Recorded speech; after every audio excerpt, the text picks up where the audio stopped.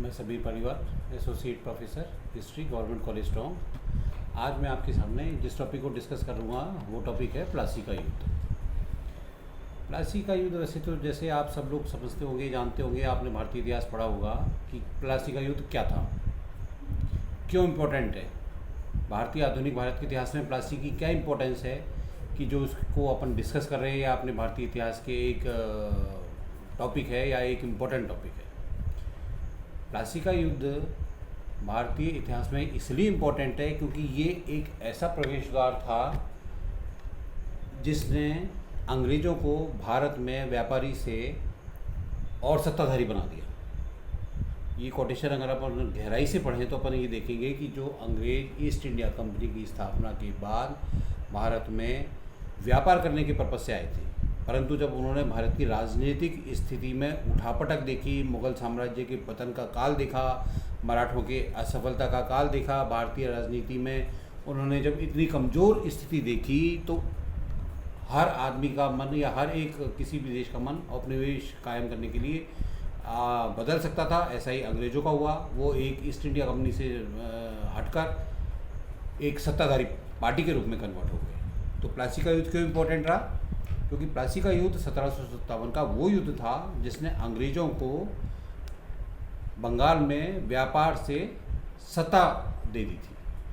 तो प्लासी का युद्ध जो मेन चीज़ थी वो बंगाल के नवाब सिराजुद्दौला और ईस्ट इंडिया कंपनी का संघर्ष का परिणाम था। नवाब सिराजुद्दौला जो था वो उस समय बंगाल का नवाब था और अंग्रेज चूँकि व्यापार करने बंगाल दक्षिण में आए थे, फ्रांसीसियों से उनके संघर्ष थे। उसके पश्चात वो बंगाल आए, बंगाल में उन्होंने सुविधाएं प्राप्त की नवाबों से, परंतु सिराजुद्दौला जो बंगाल का नवाब था वो कुछ महत्वाकांक्षी नवाब था, इस कारण उसका अंग्रेज़ों से थोड़ा सा आमना सामना हुआ। तो 1757 का जो प्लासी का युद्ध था वो ऐसा युद्ध था जिसने भारत में अंग्रेज़ों की सत्ता को स्थापित कर दिया था। उनको अंग्रेज़ों को कैसे मौका मिल गया बंगाल में सत्ता स्थापित करने का, इसके पीछे अगर हम देखेंगे तो बंगाल में अलीवर्दी खान जो बंगाल बिहार का सूबेदार था उसने अपनी शक्ति इतनी बढ़ा ली थी कि मुग़ल काल की परिस्थितियों के कारण उसने बंगाल के नवाब सरफराज को हराकर मार डाला और स्वयं बंगाल का नवाब बन गया। उसकी मृत्यु के बाद उसके कोई पुत्र नहीं था तो उसने अपनी बहन की छोटे बच्चे को जिसका नाम सिराजुद्दौला था उसको मनोनीत करके बंगाल का नवाब बना दिया। सिराजुद्दौला वैसे तो बंगाल का नवाब अपने मेहनत से या अपनी यूँ कहो कि अपनी किस्मत से बन गया, परंतु उसको अपने परिवार और अपने ही ख़ानदान से षड्यंत्रों का सामना करना पड़ा। उसके भाई, उसके बंद, उसके मौसी, उसके चाचा सभी उसके फेवर में नहीं थे क्योंकि वो उसकी बहन अलीवर्दी खां की बहन का पुत्र था। तो इस कारण उसको पहले अपने परिवार वालों से ही अपने षड्यंत्रों का सामना करना पड़ा, किंतु चूँकि वो एक महत्वाकांक्षी, शक्तिशाली और एक हिम्मत वाला नवाब कह सकते हैं वो था, इसलिए उसने उस पर अधिकार, इसलिए उसने उस षड्यंत्र को समाप्त किया और बंगाल में अपनी स्थिति को सुदृढ़ किया। इसी तरफ अगर अपन देखें तो एक तरफ पैरेलल नवाब सिराजुद्दौला था जिसने बंगाल में अपनी स्थिति को नवाब के रूप में सुदृढ़ कर लिया। उसी समय अंग्रेज ईस्ट इंडिया कंपनी में अपनी स्थिति मजबूत कर चुके थे। दक्षिण में फ्रांसीसियों को हराकर वो अब पूर्व की ओर बंगाल की ओर बढ़ने लगे थे और अलीवर्दी खान ने इससे पहले ही नवाब सिराजुद्दौला को ये सलाह दे दी थी कि अंग्रेज़ों को किसी भी हालत में बंगाल में दाखिल नहीं होने दिया जाए। अगर वो एक बार बंगाल में दाखिल हो गए तो नवाब की सत्ता या बंगाल में अंग्रेज़ों का शासन स्थापित हो जाएगा या बंगाल नवाबों के हाथ से निकल जाएगा। तो बेसिकली सिराजुद्दौला के दिमाग में क्या थी, अंग्रेज़ों के प्रति एक ऐसी धारणा थी कि अंग्रेज़ों की मानसिकता ऐसी थी कि अंग्रेज़ों को उसमें प्रवेश नहीं करने देना। इसी स्टेप को आगे चलते हुए, मद्देनज़र रखते हुए या इसी क्रम में आगे चलते हुए उसने अंग्रेज़ों को फोर्ट विलियम, जो अंग्रेज़ उसके राज्य में रह रहे थे, उनको फोर्ट विलियम के किले को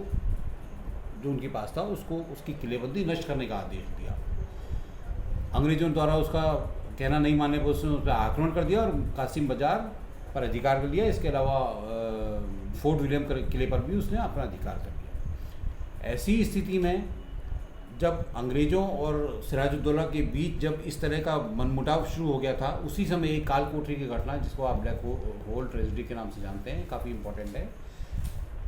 जिसमें 146 अंग्रेज़ों को सिराजुद्दौला ने एक बहुत पैक कोठरी में बंद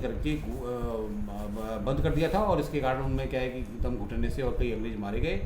जिसका परिणाम क्या हुआ कि जब इसकी सूचना मद्रास पहुंची, मद्रास रेजिडेंसी पहुंची अंग्रेज़ों के पास, तो वो इतने गुस्सा हो गए, उन्होंने शीघ्र ही सिराजुद्दौला से बदला लेने के लिए क्लाइव और वाटसन के नेतृत्व में एक सेना भेजी, और उस सेना ने बिना किसी प्रतिरोध के, क्योंकि नवाब के कुछ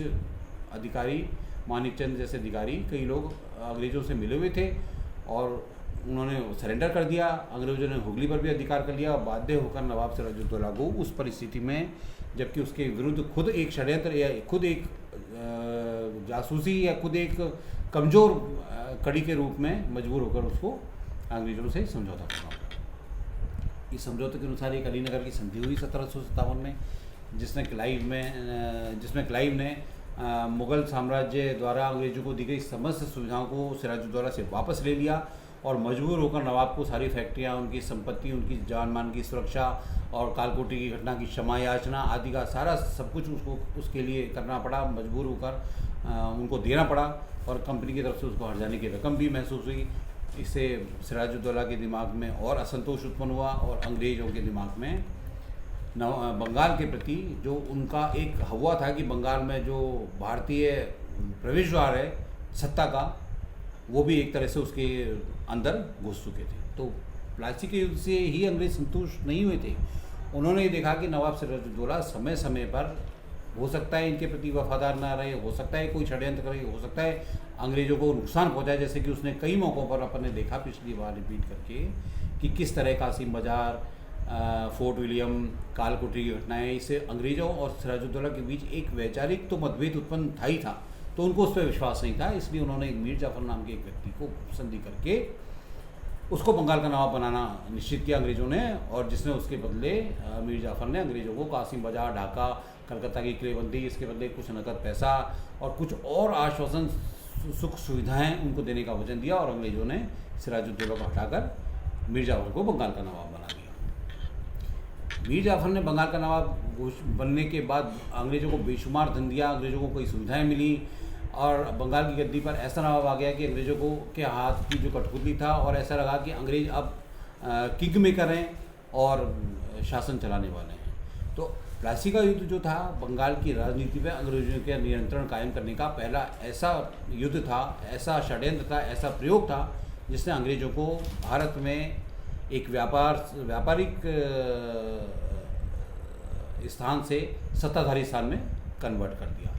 इसी युद्ध से प्रेरणा लेकर हम देखेंगे कि आगे क्लाइव ने बंगाल में अंग्रेजी सत्ता की स्थापना कर ली। बंगाल के धन के आधार पर अंग्रेज़ों ने दक्षिण में भी अपनी स्थिति को मजबूत करके पांडिचेरी और जो भी फ्रांसीसियों से उनके संघर्ष हुआ करते थे उनमें बेशुमार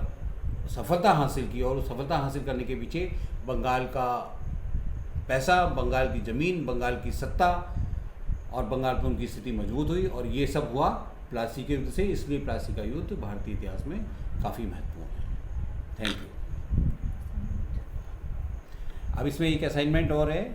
कि तीनों पानीपत के युद्ध का संक्षिप्त विवरण, ताकि अपन इस पर डिफेंस कर सकें, और इसकी सहायक संधियाँ अलायंस ट्रीटीज़ क्या थी, इसके बारे में आप लोगों को एक असाइनमेंट दिया जा रहा है। Thank you.